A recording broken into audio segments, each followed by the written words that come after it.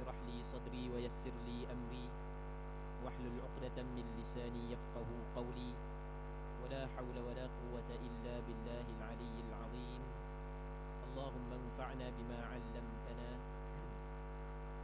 وعلمنا ما ينفعنا وعلمنا ما جهلنا وذكرنا ما نسينا. اللهم يسر ولا تعسر رب تمم بالخير.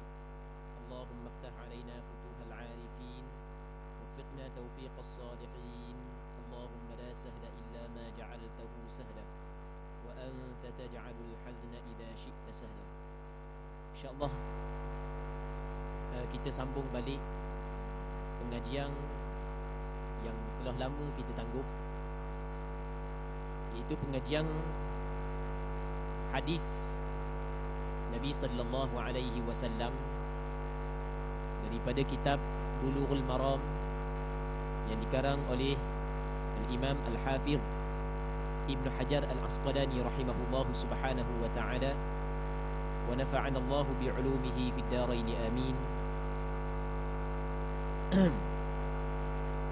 Jadi kita masih lagi di dalam perbincangan berkenaan dengan sembahyang berjamaah. Muslimin muslimat yang dirahmati oleh Allah Subhanahu wa taala,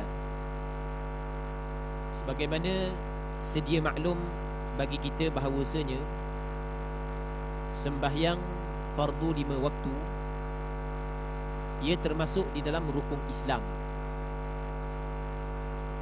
Islam, agama yang kita anuti sekarang ni, yang dibawa oleh Nabi Muhammad sallallahu alaihi wasallam, dia ada rukun-rukun dia. Rukun dia yang pertama adalah kita bersaksi serta kita meyakini dalam hati kita tidak ada Tuhan yang disembah dengan sebenar-benarnya melainkan Allah, dan Nabi Muhammad itu adalah Rasulullah, utusan Allah Subhanahu wa taala. Yang keduanya adalah mendirikan sembahyang. Jadi mengerjakan sembahyang, mendirikan sembahyang, melaksanakan sembahyang, ia termasuk di dalam rukun Islam, rukun kepada agama yang kita anuti. Sembahyang adalah satu nikmat dan satu anugerah yang cukup besar yang Allah Subhanahu wa taala kurniakan kepada kita. Kerana sembahyang ia adalah suatu ibadah yang menjadi penghubung di antara hamba dengan Allah Subhanahu wa taala. Sehingga kan Nabi sallallahu alaihi wasallam bersabda dalam hadis yang diriwayat oleh Imam Ahmad bin Hanbal di dalam kitab Musnadnya, kata Nabi sallallahu alaihi wasallam, wa'lamu anna khayra a'malikumus salah. Mungkin kena tahu bahawasanya sebaik-baik amalan kamu adalah sembahyang. Perbuatan hak yang kita buat start daripada kita lahir hingga kita mati banyak, tapi hak yang paling baik adalah sembahyang. Sebab itulah alangkah ruginya orang hak yang habis benda dia buat semasa dia duduk di atas dunia, tapi tinggal sembahyang lagi dia tidak buat, sedangkan sembahyang adalah sebaik-baik amalan yang dianugerahkan oleh Allah Subhanahu wa taala kepada hamba-Nya. Sembahyang, muslimin muslimat yang dirahmati oleh Allah Subhanahu wa taala, adalah perkara hak yang mula-mula Rasulullah sallallahu alaihi wasallam ajar kepada seseorang yang memeluk Islam. Dalam hadis yang diriwayat oleh Imam Muslim di dalam kitab sahihnya daripada Tariq bin Asyam radhiyallahu ta'ala anhu, kana ar-rajulu idza aslama 'allamahu an-nabiy sallallahu alaihi wasallam as-salah. Dulu apabila ada seorang lelaki memeluk Islam, perkara hak yang mula-mula Rasulullah sallallahu alaihi wasallam ajar kepada dia adalah sembahyang. Sembahyang adalah perkara hak yang paling akhir keluar daripada mulut Nabi sallallahu alaihi wasallam sebelum daripada Rasulullah sallallahu alaihi wasallam wafat. Ketika Rasulullah sallallahu alaihi wasallam sakit, menghadapi sakaratul maut, ketika sakit nak mati, berapa kali Rasulullah sallallahu alaihi wasallam pengsan, perkataan dan ucapan yang akhir sekali keluar daripada mulut Nabi sallallahu alaihi wasallam adalah sembahyang. Ini menunjuk bahawasanya sembahyang adalah suatu perkara yang cukup besar di dalam agama kita. Dalam hadis yang diriwayat oleh Imam Abu Daud dalam kitab sunangnya daripada Sayyidina Ali bin Abi Talib radhiyallahu taala anhu, kata Sayyidina Ali, kana akhiru kalami Rasulillah sallallahu alaihi wasallam as-salat as-salah wattaqullaha fima malakat aymanukum. Adalah ucapan yang akhir yang keluar daripada mulut Rasulullah sallallahu alaihi wasallam sebelum Rasulullah sallallahu alaihi wasallam wafat adalah sembahyang.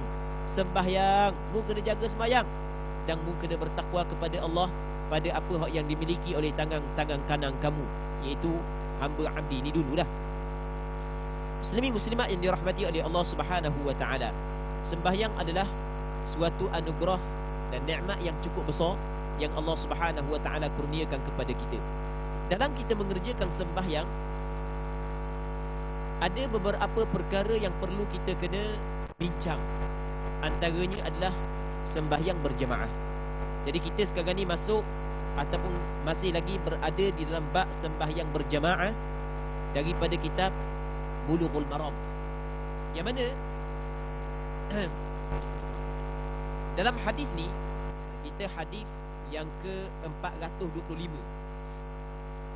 kata Imam Ibn Hajar Al-Asqalani rahimahullahu ta'ala, wa an Abi Hurairah radhiyallahu anhu anna Rasulullah sallallahu alaihi wasallam qala walladhi nafsi biyadihi laqad hamamtu an amura bihatab fayuhtatab thumma amura bis-salati fayu'adhdhana laha thumma amura rajulan fayumma an-nas thumma ukhalifu ila rijalin la yashhaduna as-salah فأحرق عليهم بيوتهم والذي نفسي بيده لو يعلم أحدهم أنه يجد عرقا سمينا أو مرمامتين حسنتين لشهد العشاء متفق عليه واللفظ للبخاري. Maksudnya daripada Abi Hurairah radhiyallahu taala anhu, bahawasanya Rasulullah sallallahu alaihi wasallam pernah berkata, demi Tuhan yang diriku berada di dalam genggaman kekuasaannya. Nabi sallallahu alaihi wasallam bersumpah dengan nama Allah, demi Allah yang jiwaku, diriku, nyawaku berada di dalam genggamannya. Rasulullah sallallahu alaihi wasallam bersumpah. Jadi Rasulullah tidak bersumpah melainkan benda yang lepas daripada ni adalah benda yang besar.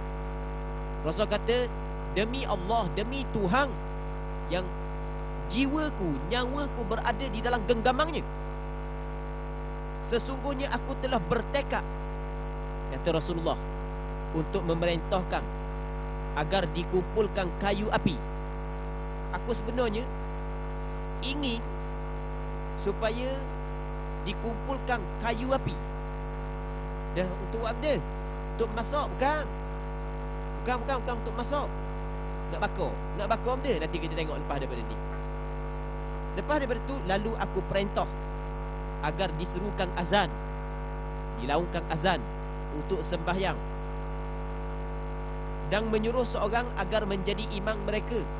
Rasulullah nanti seorang menjadi imam, sedangkan aku sendiri akan mencari sejumlah orang yang tidak ikut berjemaah, lalu aku bakar rumah mereka itu. Inna lillahi wa inna ilaihi raji'un. Memang cukup teruk ni, kata Rasulullah. Rasul kata, demi Allah, aku berkeinginan untuk melakukan perkara ni. Jadi Rasulullah sallallahu alaihi wasallam sembahyang berjemaah bersama dengan para sahabat. Maka Rasul dapati ada beberapa orang daripada kalangan penduduk Madinah tidak hadir sembahyang berjemaah di masjid Nabi sallallahu alaihi wasallam bersama dengan Rasulullah. Sekali tak ada, dua kali tak ada. Maka Rasulullah sallallahu alaihi wasallam kata, demi Allah, aku ingin nak melakukan perkara ni. Nak minta kumpul kayu api. Lepas tu nanti sampai masuk waktu sembahyang, okey, untuk bila terus melakukan azan. Kerana melakukan azan untuk mengerjakan sembahyang fardu adalah perkara yang dituntut dan disyariatkan. Lepas tu aku latih salah seorang dari kalangan orang yang ada di masjid menjadi imam pengganti aku. Sebab kalau Rasul ada, Rasul jadi imam. Jadi Rasulullah ni nak suruh orang lain jadi tu imam. Tujuan dia, Rasul nak pergi bakar rumah orang yang tidak hadir sembahyang berjamaah. Cuba kita bayangkan, bakar rumah ni bukan perkara kecil. Rasulullah dia tidak buat melainkan apa hak yang Allah Ta'ala wahyukan kepada dia. Dia tidak buat melainkan apa hak yang ditetapkan oleh Allah Subhanahu wa Ta'ala. Begitulah undang-undang hukum yang Allah Subhanahu wa Ta'ala sebagai pencipta kita menetapkan kepada orang yang tidak hadir sembahyang berjemaah. Cuba bayangkan.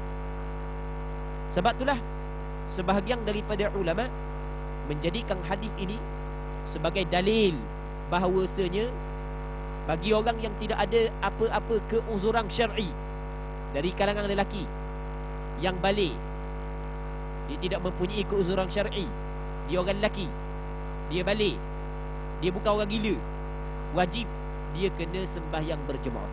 Wajib. Kalau dia tidak sembahyang berjemaah, berdosa. Ini menurut pandangan sebahagian daripada ulama.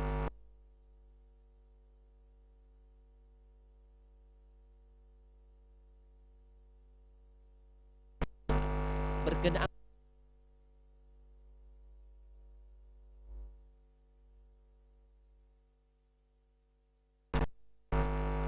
hukum sembahyang berjemaah.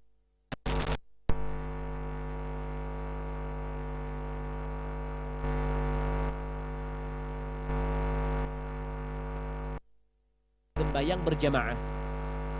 Di sana ada pandangan yang mengatakan hukum melaksanakan sembahyang berjamaah adalah menjadi fardu, menjadi kewajipan.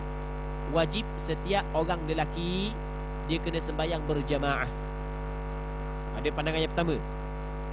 Dan pandangan ini adalah pandangan mazhab Hanbali, pandangan sebahagian daripada ulama dalam mazhab Syafi'i, pandangan sebahagian daripada ulama di dalam mazhab Hanafi.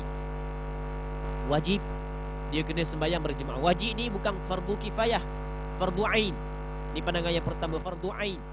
Jadi setiap seorang lelaki yang tidak ada sebarang keuzuran, yang balik, berakal, mesti dia kena sembahyang berjemaah. Okey, ni pandangan yang pertama. Dah nak sembahyang mana? Di sini berlaku khilaf pula. Ada sebahagian daripada ulama kata tak kiralah mana-mana pun, yang penting sembahyang berjemaah je.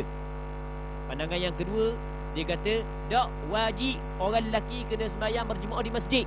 Sebab hadis ni Rasulullah tengok orang nak bagi masjid ni. Ni pandangan sebahagian ulama dalam mazhab Hanbali. Mesti wajib kena bagi masjid.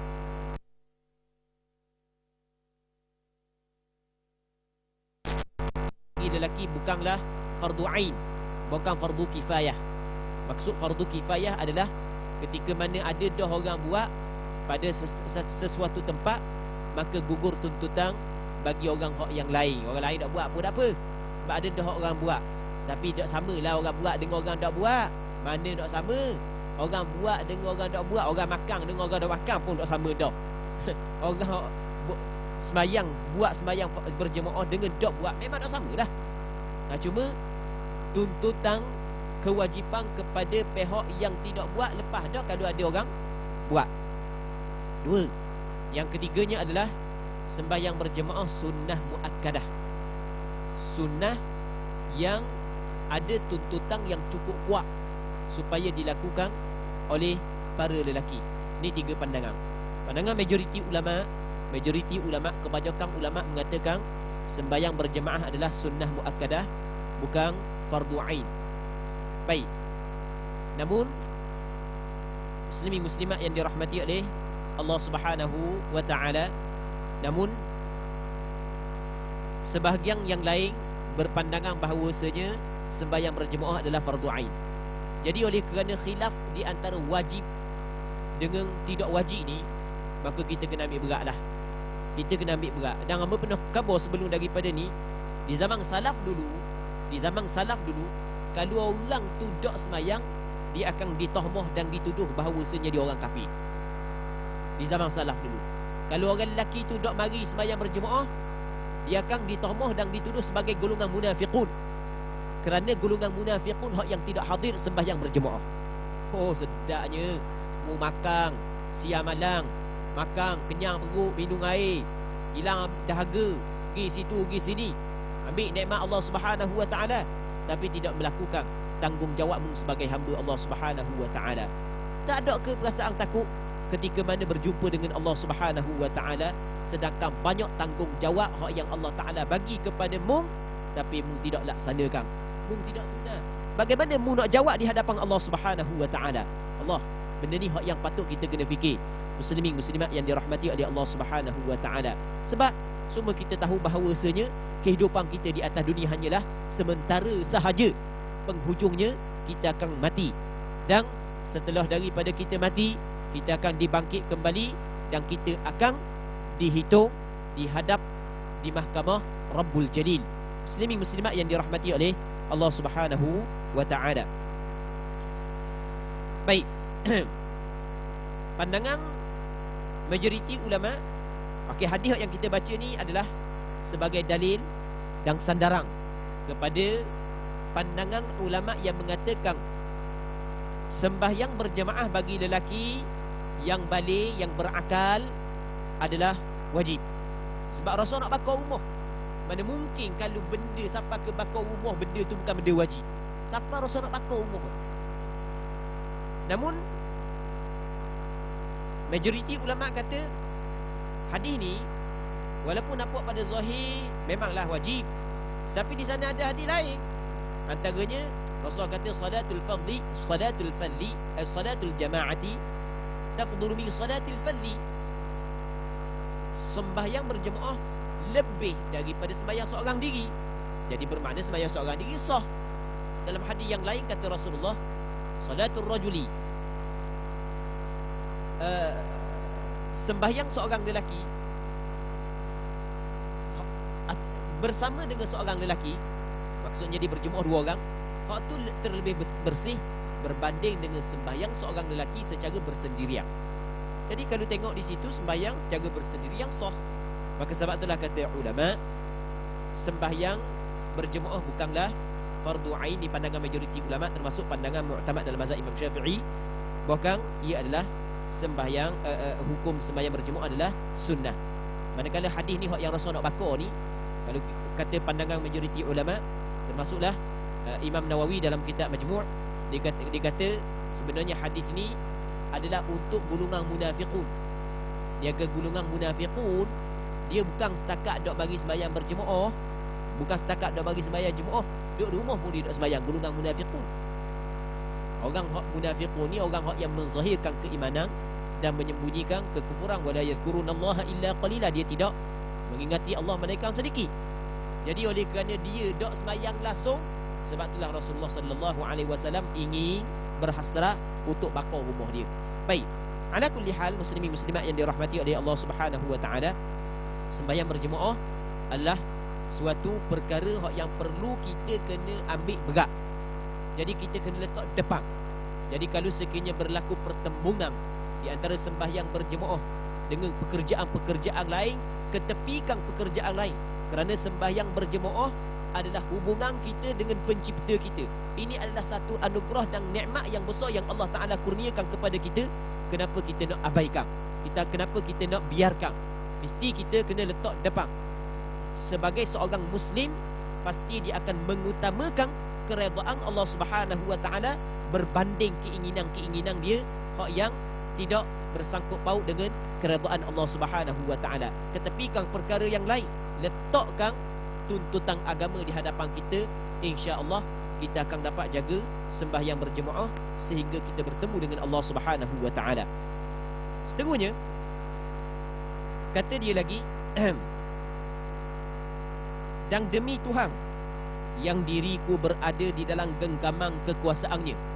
Nabi sallallahu alaihi wasallam bersumpah lagi, demi Allah yang jiwaku, nyawaku berada di dalam genggaman kekuasaan Allah, seandainya seseorang dari mereka mengetahui bahawa dia akan mendapatkan tulang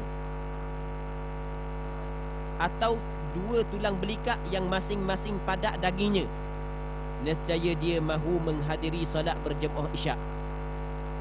Jadi dalam hadis kata Nabi sallallahu alaihi wasallam, kalau dia tahu mari surau ataupun mari masjid sembahyang berjemaah ni akan dapat habuang, yang dalam hadis ni Rasul sebut tulang yang ada sedikit daging, pasti dia akan hadir sembahyang Isyak. akan hadir sembahyang berjemaah bersama dengan Nabi sallallahu alaihi wasallam. Baik. Jadi golongan-golongan munafiqun dia tidak akan melakukan perkara ibadat, melainkan di dalam ibadat tersebut ada habuang dia, ada habuang dunia dia, barulah gengang tulang nak buat. Maka kita janganlah perangai lagu tu. Jadi siapa ke ada juga di tempat-tempat kita, setengah masjid itu oleh kerana ahli jemaah dok ramai, jadi bincang-bincang kata nak buat awal dia nak buat ramai ni. Kata AJK kata nak buat ramai mudah je, kita buat makan ah. Buat makan ramai sungguh. Jangan kita buat lagu tu. Sebab dia, sebab kita datang melakukan ibadat, tujuan kita ada habuang dunia. Kalau tak ada habuang dunia, tak mari. Jangan kita buat lagu tu. Sebab tu adalah sifat golongan munafiqun. Itu perlu kita kena faham, muslimin muslimat yang dirahmati oleh Allah Subhanahu wa taala. Seterusnya, wa anhu qala Rasulullah sallallahu alaihi wasallam, athqalus salati 'alal munafiqina salatul 'isya'i wa salatul fajri walau ya'lamuna ma fihima la atawhuma walau habwa. Muttafaqun alaih.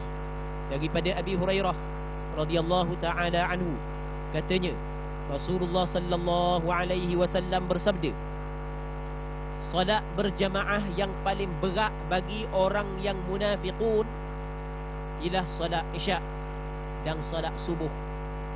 Seandainya mereka mengetahui besarnya pahala yang ada pada kedua salat ini, nescaya mereka akan menghadirinya meskipun dengan merangkak. Hadis muttafaqun alaih, dikeluarkan oleh Imam Bukhari dan Muslim. Muslimin muslimat yang dirahmati oleh Allah Subhanahu wa taala, hamba Allah Subhanahu wa taala ia terbahagi kepada 3 golongan. Yang pertamanya adalah golongan mukminun, yang beriman kepada Allah, beriman kepada Rasul, beriman kepada kitab, beriman kepada hari akhirat, beriman kepada qada dan qadar. Dia mempercayai setiap perkara yang didatangkan oleh Nabi sallallahu alaihi wasallam.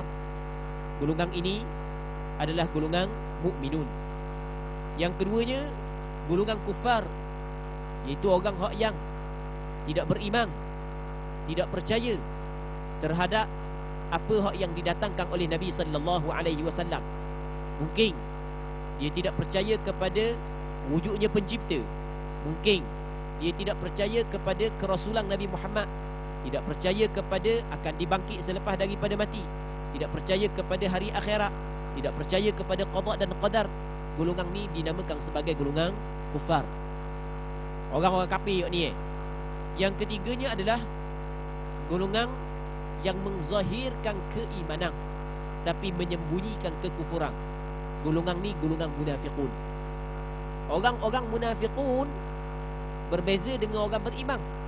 Orang beriman dia banyak mengingati dan berzikir kepada Allah Subhanahu wa taala, melakukan ibadat kepada Allah. Namun orang munafiqun dia hanya berzikir dalam jumlah yang cukup sedikit. Allah Subhanahu wa taala menyebut dalam Al-Quranul Karim, di antara sifat golongan munafiqun adalah la yadhkurunallaha illa qalila. Mereka itu tidak mengingati Allah melainkan sedikit. Wa idza qamu ila as-salati qamu kusala yura'una an-nas wa la yadhkurunallaha illa qalila. Apabila mereka itu bangun untuk mengerjakan sembahyang, mereka bangun dalam keadaan perasaan yang cukup malah, berat nanang rasa malah nak buat. Yura'una an-nas, belam-belam buat, memperlihat pula kebaikan yang dia buat saat itu kepada manusia, bukan untuk Allah Subhanahu wa taala tapi untuk manusia. Dia tidak mengingati Allah, dia tidak berzikir kepada Allah, dia tidak menyebut Allah Subhanahu wa taala melainkan dalam jumlah yang sedikit. Itu adalah sifat munafiqun yang disebut di dalam Al-Quran. Antara sifat munafiqun yang disebut dalam hadis Nabi sallallahu alaihi wasallam, dalam hadis ni kata Nabi sallallahu alaihi wasallam, sembahyang hak yang paling berat sekali, sembahyang jemaah hak yang paling berat sekali bagi golongan munafiqun adalah sembahyang berjemaah isyak dan subuh. Sebab dia berat, sebab kita di siang hari kerja, jadi letih, jadi masuk malam kita nak gehak. Jadi orang yang tidak ada kekuatan iman, dia tidak akan hadir ke masjid untuk mengerjakan sembahyang berjamaah. Bahkan dia akan mendahului rehat dia berbanding tanggungjawab yang Allah Ta'ala bertanggungjawabkan ke atas diri dia. Okay, yang pertama. Yang keduanya sembahyang subuh. Sembahyang subuh sama juga. Sebab subuh ni waktu tidur. Jadi orang munafiqun dia payah nak tukar tidur dengan sembahyang. Oh, payah nak tukar tidur dengan sembahyang. Dia sedap tidur lagi berbanding dengan sembahyang. Orang yang ada takwa dalam hati, itulah golongan ni lah yang sanggup tukar tidur dengan beribadat kepada Allah Subhanahu wa Ta'ala. Muslimin muslimat yang dirahmati oleh Allah Subhanahu wa Ta'ala. Sebab itulah ketika mana kita melihat seorang kawan kita ataupun jiran kita, orang yang kita kenal, dapat istiqamah, jaga sembahyang berjemaah Isyak, jaga sembahyang berjemaah Maghrib, maka pada zahirnya telah ada padanya tanda dia ni bukan daripada golongan munafiqun. Kerana golongan munafiqun cukup berat untuk hadir sembahyang berjemaah Isyak dan subuh. Sebab itulah ketika mana kita mampu untuk jaga sembahyang berjemaah Isyak dan subuh, maka kita kena bersyukur kepada Allah di atas nikmat tersebut. Kerana nikmat itu Allah Subhanahu wa Ta'ala kurniakan kepada sebahagian daripada hamba-Nya yang betul-betul dipilih oleh Allah Subhanahu wa Ta'ala. Bukan semua hamba-Nya Allah Subhanahu wa Ta'ala kurniakan nikmat tersebut. Kita kena bersyukur kepada Allah Subhanahu wa Ta'ala. Perbanyakkan ucapan alhamdulillah ketika kita mampu menjaga sembahyang berjemaah Isyak dan subuh. Muslimin muslimat yang dirahmati oleh Allah Subhanahu wa Ta'ala. Dalam hadis ni Nabi sallallahu alaihi wasallam menyebut sembahyang berjemaah yang paling berat kepada golongan munafiqun adalah sembahyang berjemaah Isyak dan subuh. Allah. Jadi sahabat-sahabat kita, kawan-kawan kita, teman-teman kita, yang mendengar, sama ada yang duduk dalam masjid ataupun luar masjid, kalau sekiranya payah nak jaga sembahyang berjemaah Isyak dan payah untuk jaga sembahyang jemaah subuh, maka bimbanglah untuk diri sendiri. Kerana takut kita tergolong di dalam golongan munafiqun yang disebut oleh Nabi sallallahu alaihi wasallam. Semoga Allah Subhanahu wa Ta'ala melindungi kita. Jadi kita kena berhati-hati. Kita kena beringat, kita kena takut. Mari perasaan takut, aku ni warna gini ni, berat sangat ni, payah sangat ni, nak mari sembahyang berjemaah Isyak bukan lama sangat. Tapi kalau ajak pergi naik bukit, kabat bukit peluh berjeruk sampai ke juru tahi, molek-molek ada gi. Tapi nak ajak pergi sembahyang jemaah Isyak dengan subuh, payah nak mari. Jadi kita kena mari perasaan bimbang dalam hati, takut-takut kita ni tergolong daripada golongan munafiqun. Kita berlindung kepada Allah Subhanahu wa Ta'ala. Kita minta Allah Subhanahu wa Ta'ala melindungi kita, tidak menggolongkan kita dalam golongan munafiqun. Kerana golongan munafiqun cukup teruk. Sehingga kan Allah Subhanahu wa Ta'ala menyebut dalam Al-Quranul Karim, orang munafiqun ni tempat dia fi darkil asfali minan nar. Duduk dalam patak neraka. Duduk dalam patak neraka golongan ni. Sebab itulah kita kena bimbang atas diri kita. Muslimin muslimat yang dirahmati oleh Allah Subhanahu wa Ta'ala. Kalau sekiranya kita tidak bimbang kepada diri kita, dok fikir bagaimana kita nak menyelamatkan diri kita di negeri akhirat, siapa lagi yang nak tolong fikir untuk kita? Kalau kita tidak membela diri kita sendiri. Sebab itulah kita kena pakat fikir. Jadi kalau payah sangat nak mari sembahyang Isyak, nak mari sembahyang subuh di masjid, maka kita kena pakat fikir, pakat takut. Tapi bagi orang yang dapat jaga, maka itu adalah satu nikmat yang cukup besar yang Allah Ta'ala kurniakan kepada dia, yang wajib dia kena bersyukur. Dia kena bersyukur di atas nikmat tersebut, agar Allah Subhanahu wa Ta'ala kekalkan nikmat itu kepada dia sehingga dia bertemu dengan Allah Subhanahu wa Ta'ala. Dalam hadis ni Nabi sallallahu alaihi wasallam sebut, kalau sekiranya golongan yang tidak hadir sembahyang jemaah Isyak dan subuh, dia tahu ganjaran yang Allah Ta'ala bagi kepada orang yang hadir, nescaya dia sanggup mari ke masjid walaupun dalam keadaan merangkak. Oh, payah payah nak merangkak. Kita kalau kita sakit nak pergi bilik air kena merangkak. Baik kita pakai paper, malah nak merangkak, nak kecil dalam paper je. Jarang sangatlah orang merangkak nak pergi kecil bilik air dah sakit sangat, sakit teruk sangat. Gitu kan? Tetapi kalau golongan tu dia tahu ganjaran yang Allah Ta'ala bagi kepada orang yang hadir sembahyang berjemaah isyak dan subuh di masjid, dia sanggup mari dalam keadaan merangkak. Bukan dalam rumah dia, keluar daripada rumah dia mari ke masjid dalam keadaan merangkak. Sanggup. Tetapi nak buat orang dia tak nampak ganjaran pahala. Oh, kalau nampak mu mari sembahyang isyak, awak balik 3 terelah pahala. Hak ni 4 terelah. Pernah duduk rumah, kaya pula. Duk rasa tak tahulah suti kapung ke duduk masjid, tak muak. Tetapi dunia ni adalah tempat ujian. Ganjaran-ganjaran yang Allah Ta'ala bagi kepada orang yang melakukan ketaatan kepada Allah tidak dapat dilihat dengan mata kepala.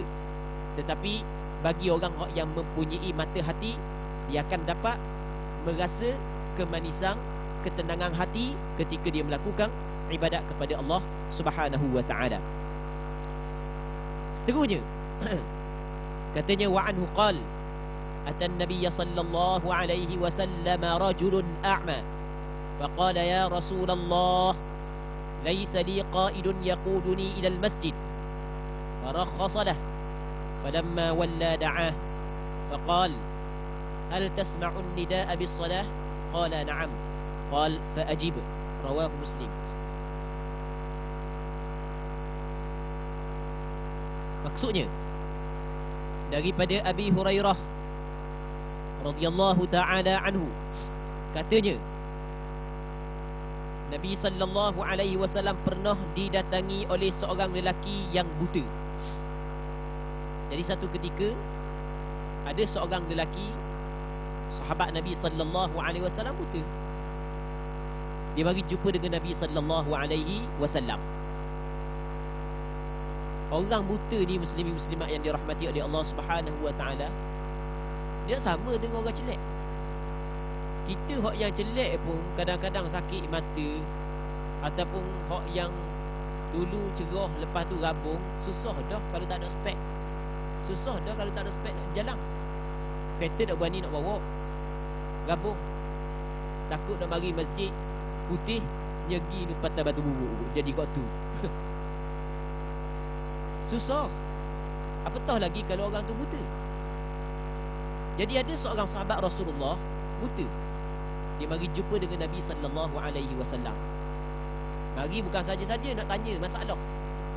Tanya masalah tentang sembahyang berjemaah. Dia mari jumpa dengan Rasul, dia kata, Rasulullah, hamba ni bukan tak mau mari sembahyang berjemaah, nak mari sangat masjid. Tetapi tidak ada orang yang boleh bawa hamba bagi ke masjid. Dan hamba buta. Tak ada orang yang boleh pimpin hamba boleh datang ke masjid. Baik. Maka kata Abu Hurairah, maka Rasulullah memberikan keringanan kepadanya. Rasul kata, ada apa lah kalau tak mari pun. Tak apa lah kalau tak mari pun. Sebab tak ada orang yang boleh bimbingmu. Maka kita faham daripada hadis ini bahawasanya kalau orang tu buta, maka ia sebagai keuzuran untuk dia tidak hadir sembahyang berjamaah. Begitu juga tidak hadir sembahyang Jumaat. Itu adalah satu keuzuran. Namun ketika lelaki itu berpaling, nak balik dah lah, dia tanya, dapat dah jawapan. Maka baginda memanggilnya dan bertanya. Rasul panggil pula. Rasul panggil pula, tanya. Lepas tu Rasul tanya, apakah kamu mendengar seruan azan untuk solat? Mendengar tak bang? Dan bang di zaman Rasul tidak sama dengan bang zaman kita. Bang zaman kita spekal sayur tinggi ya. Susah kata kapung, satu daerah dengar. Spekal hak sedap tau, satu daerah dengar. Bang di zaman kita, bang di zaman Rasul mana ada spekal-spekal. Suara biasa je. Jadi Rasul tanya dia, dah mu dengar tak orang bang? Lalu orang buta tu saat ni, sahabat Rasul yang buta kata dengar. Jadi apabila lelaki tu kata dengar, maka Nabi sallallahu alaihi wasallam kata, maka Nabi sallallahu alaihi wasallam bersabda, kalau begitu penuhilah. Kalau mu dengar, mu kena sahutlah seruan orang azan tau. Dia orang azan kata mari sembahyang, kang hayya 'alas solah, mari sembahyang, mu kena sahut. Maksudnya mu kena mari masjid ya. Mu kena mari masjid. Ada seorang sahabat Rasulullah buta mari jumpa dengan Rasulullah, tanya Rasulullah tentang sembahyang berjemaah. Dia khabar kepada Rasulullah, Rasulullah mana hamba Kau tak mau bagi masjid, nak bagi sangat. Tetapi tak ada orang yang boleh bimbing hamba, bawa hamba mari masjid. Rasulullah kata tak apa kalau gitu kau. Dan nak buat mana? Lepas tu dia pun selesai, nak balik lah. Rasulullah tanya pula sekali lagi. Rasulullah kata, mu dengar dah azan? Maksudnya Rasulullah nak tahu dia ni duduk jauh dengan masjid ke dekat dengan masjid. Duduk jauh dengan masjid ke dekat dengan masjid. Kalau duduk dekat, dengar azan. Kalau duduk jauh, duduk dengar. Dia kata dengar Rasulullah, jadi bermakna dekat. Rasulullah tidak bagi kelonggaran. Rasulullah suruh dia datang ke masjid. Muslimin muslimat yang dirahmati oleh Allah Subhanahu wa taala. Tengok. Orang buta hak yang duduk dekat dengan masjid, Rasul tidak bagi kelonggaran kepada dia untuk sembahyang rumah, bahkan mesti kena bayar masjid. Tempat kita berlambak orang jelek, duduk tepi masjid, tak mari masjid. Nasallallahu salamata wal afiyah. Orang jelek duduk mari masjid. Orang buta, hak yang buta mesti kena orang pipi. Kalau dengar azan Rasul suruh bagi masjid. Tak tahulah. Bukan dia perbandingan antara kita dengan orang buta tersebut, molek-molek ada dia saat ni tu buta pun boleh mari masjid kerana dia dengar orang bang. Muslimin muslimat yang dirahmati oleh Allah Subhanahu wa taala. Baik.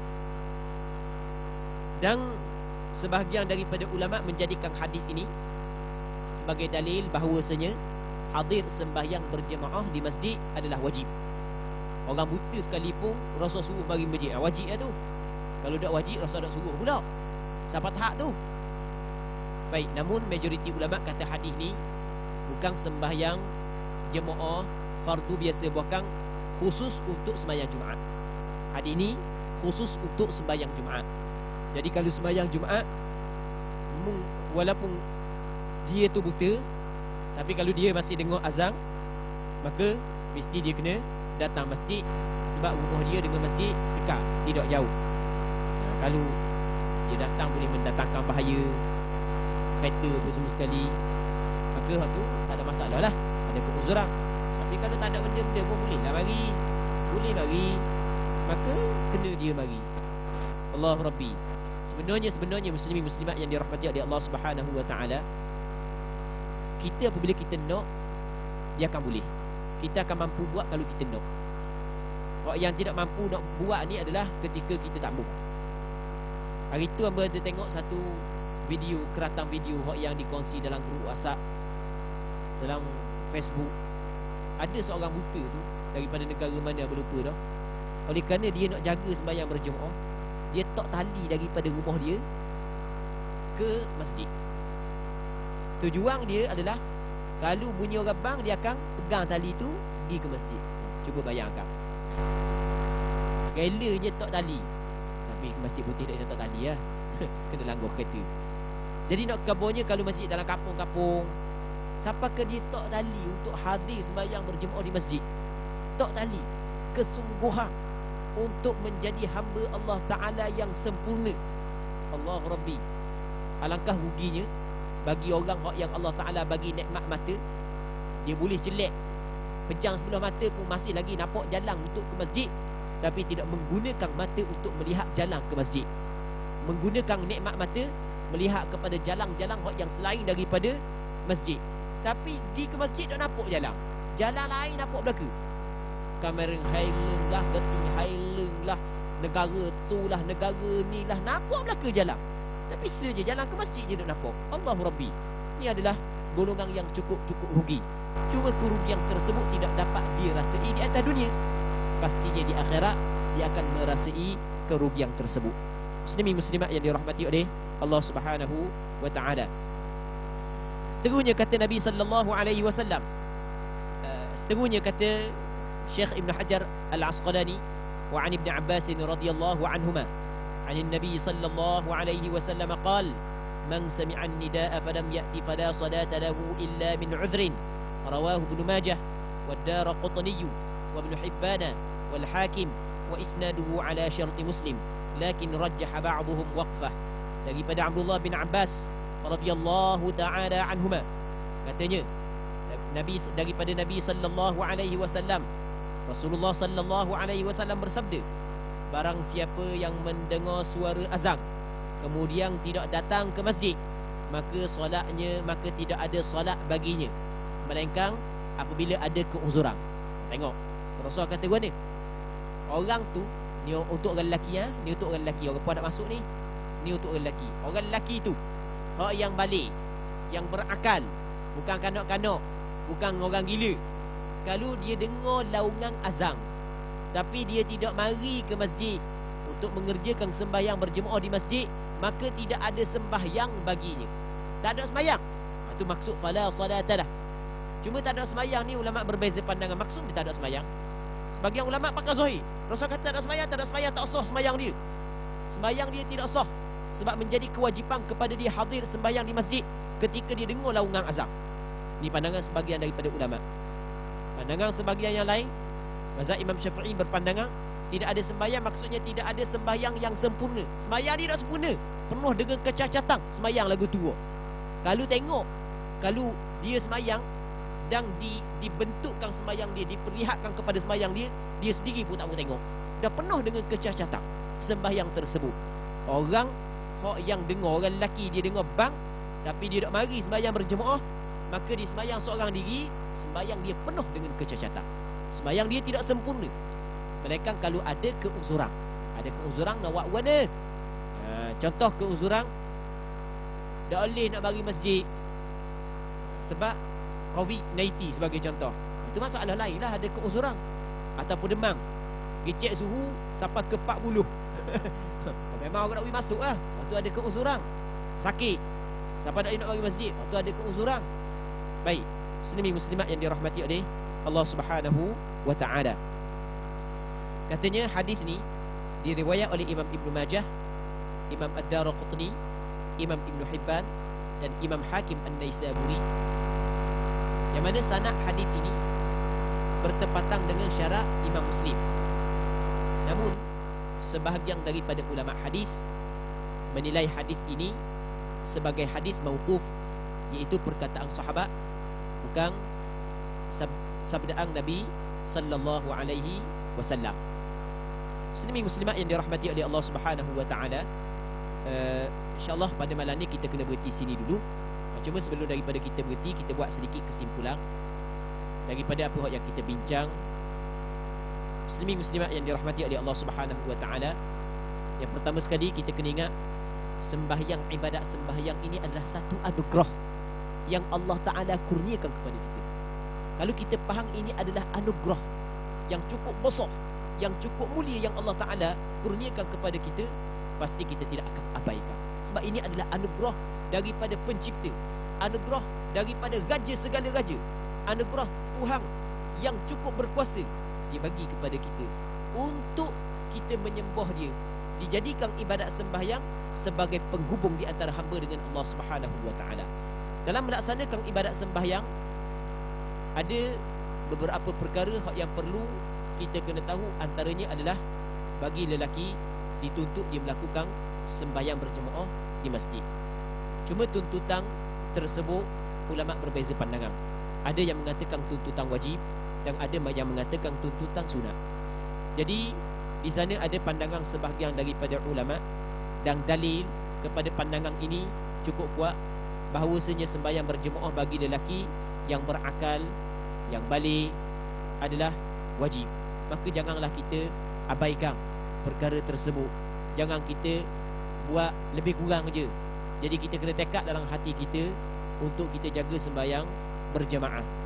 Dan sembahyang berjemaah ni, muslimin muslimat yang dirahmati oleh Allah Subhanahu wa taala, di zaman Rasulullah, di zaman para sahabat, orang yang tidak hadir sembahyang berjemaah akan ditahmah dan dituduh sebagai golongan munafiqun. Itu perlu kita kena berhati-hati.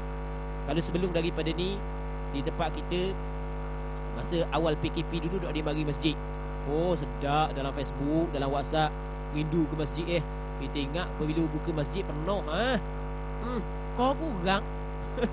Ingat kau ramai, rupanya kau kurang. Baik, jadi kita kena muhasabah diri kita muslimin muslimat yang dirahmati oleh Allah Subhanahu Wa Taala, selama mana masih lagi ada kesempatan. Sebelum daripada kita meninggal dunia, kita pakat muhasabah, hitung diri kita sebelum daripada kita dihitung di hadapan Allah Subhanahu Wa Taala. Kita rasa pertemuan kita pada malam ni sini dulu, insya-Allah kita akan sambung pada minggu-minggu yang lain pengajian kitab Bulughul Maram. Allah Subhanahu Wa Taala a'la wa a'lam. اللهم حققنا باتباع نبيك محمد صلى الله عليه وسلم ظاهرا وباطنا. اللهم اجعلنا ممن يستمعون القول فيتبعون أحسنه. اللهم اغفر لنا ولوالدينا وارحمهم كما ربونا صغارا، ولمشايخنا ولأقاربنا ولأساتذتنا ولمن له حق علينا، ولجميع المسلمين والمسلمات برحمتك يا أرحم الراحمين. وصلى الله على سيدنا محمد وعلى آله وصحبه أجمعين، والحمد لله رب العالمين.